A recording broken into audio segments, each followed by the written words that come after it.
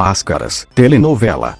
Máscaras é uma telenovela brasileira produzida e exibida pela Record entre 10 de abril de 2012 e 2 de outubro de 2012 em 125 capítulos, substituindo Vidas em Jogo e sendo substituída por Balacobaco.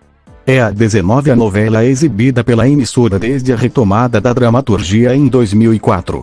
Escrita por Lauro César Muniz com a colaboração de João Gabriel Carneiro, Mariana Vielmonte, Mário Viana e Renato Modesto, sob direção de Antônio Gonzalez, José Carlos Pierre e Regis Faria e direção geral de Ignácio Coqueiro, substituído por Edgar Miranda a partir de 13 de junho. Conta com Fernando Pavão, Paloma Duarte, Miriam Freilante, Jonas Bloch, Petrônio Gontijo, Heitor Martinez, Gisele Intier, Nicolas Siri nos papéis principais. Enredo: após o filho recém-nascido ser sequestrado e a esposa, Maria, Miriam Freilante, sumir misteriosamente, Otávio, Fernando Pavão, entra em colapso sem saber se tudo foi real ou não passou de um golpe de fuga da moça, que já queria abandoná-lo. Décio, Petrônio Gontijo, seu melhor amigo, recebe um e-mail anônimo mandando levar Otávio até um cruzeiro, onde terá informações do paradeiro de Maria, porém não revela o verdadeiro motivo da viagem para o rapaz com medo de agravar seu quadro depressivo.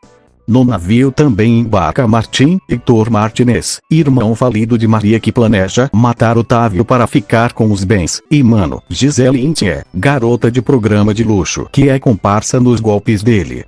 Após um acidente, Otávio acredita ter matado sem querer Martim ao vê-lo cair do navio em alto. Mari decide assumir sua identidade para investigar o sumiço da família, porém seu caminho se cruza com Dinamiles, Paloma Duarte, uma mulher sem nome e com várias identidades falsas. Ela foi enviada pelo poderoso mercenário Big Blonde, Jonas Bloch, para matar Martim, que fugiu com parte de seu dinheiro, mas acaba se apaixonando por Otávio, ajudando-o em seu plano, embora também não possa se livrar do chefe por ser ameaçada com segredos do passado e ser alvo de sua paixão obsessiva. Martim, porém, não morreu e retorna, assumindo a identidade de Otávio ao descobrir que ele fez o mesmo, colocando as mãos na fortuna do cunhado.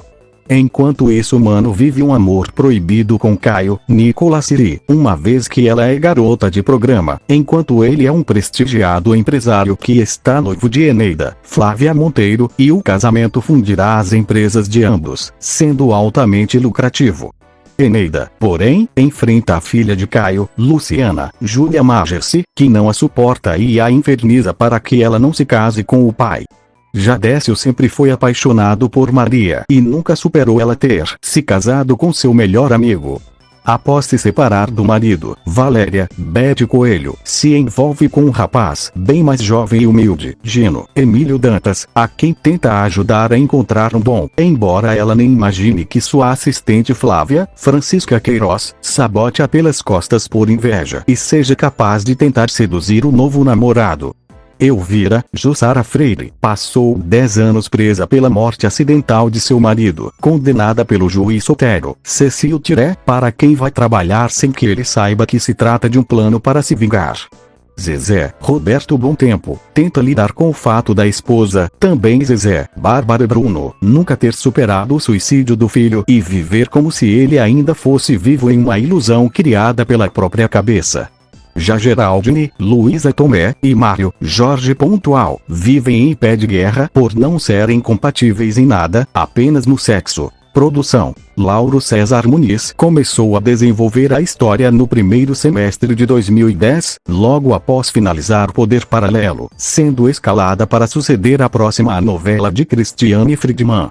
Em fevereiro de 2011 foi anunciado que a trama se chamaria Navegantes, porém alguns meses depois Lauro mudou-a para Máscaras para expressar a intenção da novela em retratar o caráter oculto das pessoas. As primeiras informações da novela foram liberadas em março de 2011. A ideia original era da história começar em um transatlântico, porém a emissora pediu para que se mudasse para um cruzeiro turístico, visando parcerias com agências do ramo. Fagner regravou a música Porto Solidão, de Gessé, especialmente para a abertura. Programada para ter em torno de 200 capítulos, como as novelas anteriores do horário, Máscaras foi encurtada 2 vezes durante sua exibição pelas críticas do público e audiência baixa, sendo inicialmente reduzida para 150 e saindo do ar com apenas 125. Em junho de 2012, o diretor Ignácio Coqueiro pediu afastamento da trama por problemas pessoais e foi substituído por Edgar Miranda. Formato e gravações. Sei que a história parece complicada, mas acho importante surpreender e fazer o público pensar. Com andamento de thriller, contexto misterioso e longe de qualquer maniqueísmo. Lauro César Muniz sobre escrever uma novela com elementos do cinema. Segundo o autor, Máscaras tinha como referência os filmes internacionais de thriller, gênero que mistura drama, suspense e mistério, cujo ainda não havia sido utilizado como primeiro plano nas novelas brasileiras, sendo que sua ideia era escrever uma obra com padrão cinematográfico. Lauro declarou que era a sua novela mais intrincada, ou seja, de difícil compreensão, porém acreditava que o fato de ser exibida às 22h30 atingiria um público mais adulto e interessado em obras mais complexas, o que lhe fez apostar num formato de personagens dúbios e tendo atitudes boas e más dependendo da situação. Longe de qualquer maniqueísmo, a nova novela aborda a real identidade das pessoas, onde não se sabe mais quando o mocinho é o bandido e vice-versa. As gravações começaram em janeiro de 2012 e, além do Rio de Janeiro, também foram realizadas em Bonito, no Mato Grosso do Sul, e em Dallas, no Texas. Parte do elenco passou 2 semanas gravando dentro do navio Vision of the Seas, da Royal Caribbean International. Foi a primeira telenovela da Record a não ter uma cidade cenográfica, apenas os cenários de interior das casas, um pedido do próprio autor, que solicitou que as cenas externas fossem gravadas realmente externamente no Rio de Janeiro para dar mais veracidade, o que fez com que cada capítulo fosse orçado entre 600 e 700 mil reais, o maior investimento já realizado pela emissora. Escolha do elenco. Lauro César queria Gabriel Braga Nunes no papel principal, repetindo a parceria de Cidadão Brasileiro e Poder Paralelo, porém o ator havia assinado com a Rede Globo, sendo que Fernando Pavão ficou com o papel. Após seu rompimento com a Rede Globo, Ana Paula Arósio chegou a ser convidada para a protagonista Maria especialmente pelo autor, que era seu amigo pessoal, porém ela não tinha mais vontade de ser atriz e preferiu permanecer reclusa em seu sítio, sendo que Miriam Freeland foi convidada na sequência. Após descobrir estar grávida, Mel Lisboa deixou o elenco e foi substituída por Karen Junqueira. Inicialmente escalados para a novela, Bianca Rinaldi e Caio Junqueira foram transferidos para a minissérie José do Egito, que entrava em produção ainda em 2012, e foram substituídos por Heitor Martinez e Gisele Thier.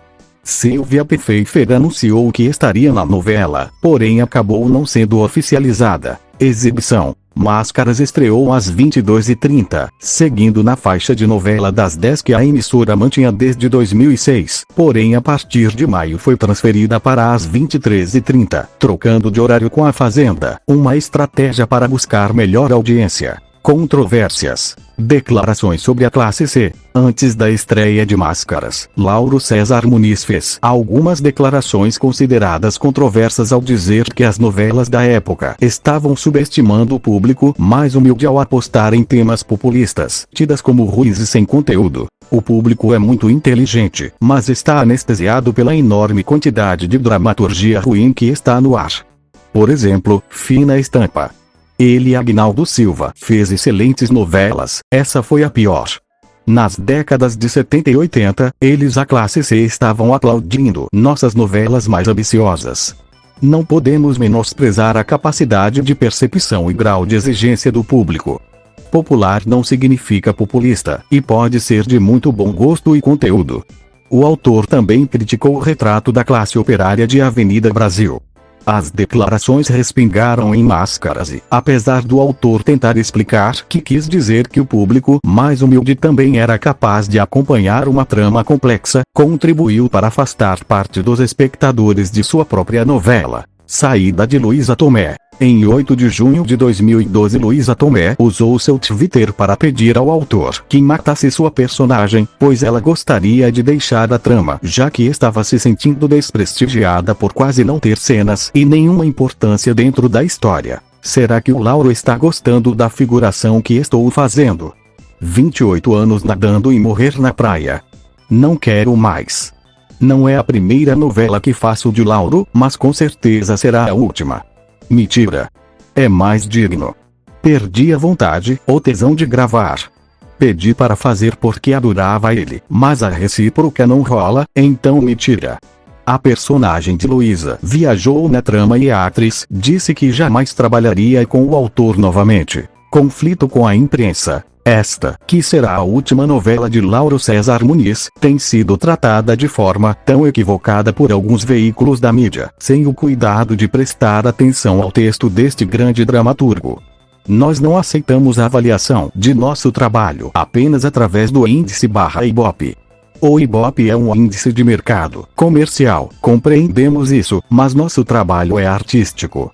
Parte da carta aberta é escrita pelos atores. As críticas dos jornalistas especializados sobre Máscaras, considerada confusa e mal escrita, além das notas publicadas constantemente sobre a baixa audiência, geraram uma sensação de revolta entre o elenco e a produção da novela. Em 2 de julho de 2012, o elenco se reuniu e escreveu uma carta aberta intitulada Carta de Amor dos Atores de Máscaras, na qual culpou a imprensa pela repercussão pessimista da novela, alegando que as notícias negativas publicadas induziam o público a rejeitar a trama antes mesmo de assisti-la. A carta foi escrita por Paloma Duarte e assinada por diversos atores, como Fernando Pavão, Heitor Martinez, Jonas Bloch, Nicolas Siri, Petrônio Gontijo, Raul Gazola, Bárbara Bruno, Bem-vindo Siqueira, Flávia Monteiro, Giuseppe Oristânio, Iris Bruzi, Roberto Bontempo, entre outros, enquanto alguns como Miriam Freilante, Gisele Intier e Jussara Freire preferiram não comprar a briga. A carta foi escrita sem o conhecimento da própria Record, porém a emissora declarou no dia seguinte que apoiava a iniciativa de Paloma. Lauro César Muniz declarou que se sentia honrado, mas temia que a carta fosse interpretada como uma afronta à imprensa.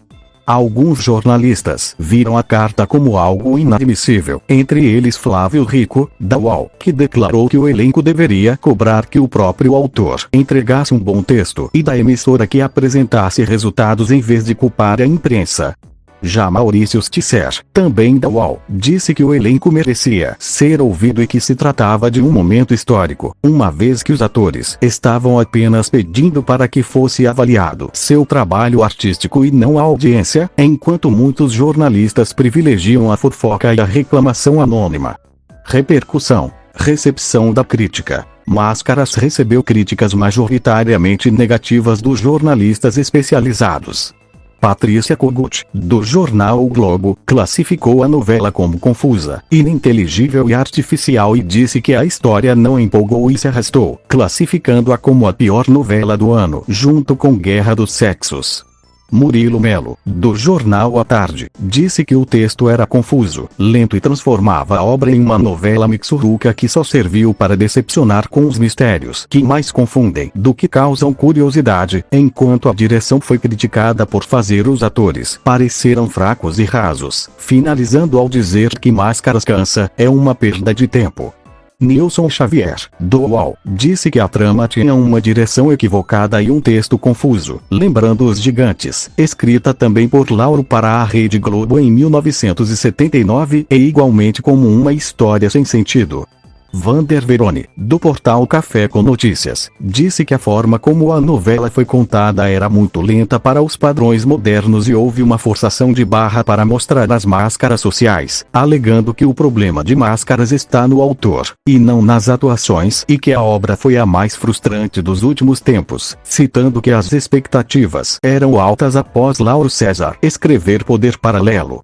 Máscaras também passou a figurar nos anos seguintes entre as listas das piores novelas por diversos veículos da imprensa, entre eles 3 o lugar no Coisas de TV em 2016 e 5 no Observatório da Televisão em 2017. Audiência. A novela estreou com 11 pontos de média e picos de 13,5 Porém, logo na primeira semana a obra já havia perdido 20% do público e a audiência continuou caindo gradativamente com o passar das semanas, oscilando entre 5 e 6 pontos, algo considerado inadmissível para a dramaturgia da emissora na época. A trama também passou a ser menos assistida que a reprise de Vidas Opostas e permaneceu em terceiro lugar na audiência durante boa parte de sua exibição, sendo a primeira novela da emissora a não atingir mais os 2 dígitos após a estreia e também a primeira a não manter-se na vice-liderança. A nível de comparação, a antecessora, Vidas em Jogo, chegava a atingir 18 pontos e a liderança, em 28 de maio, marcou apenas 4 pontos. Na reta final a novela, no entanto, os números pioraram e a novela atingiu 3 pontos em algumas ocasiões. O último capítulo marcou 6 pontos e Máscaras teve média geral de 5,8 pontos, representando metade da média da antecessora, Vidas em Jogo. A baixa audiência, somado a um massacre da crítica e mais os problemas com o elenco, levaram ao desligamento de Lauro César Muniz da emissora. Crise na dramaturgia da Record. Máscaras constantemente é creditada como a responsável por colocar a teledramaturgia da Record em sua maior crise desde a reabertura em 2004, endossado pelo fato que ela havia derrubado pela metade a audiência de Vidas em Jogo e feito o público da emissora se esvair, afetando também as tramas seguintes, Balacobaco, Dona Xepa, Pecado Mortal e Vitória, que não conseguiram recuperar os números.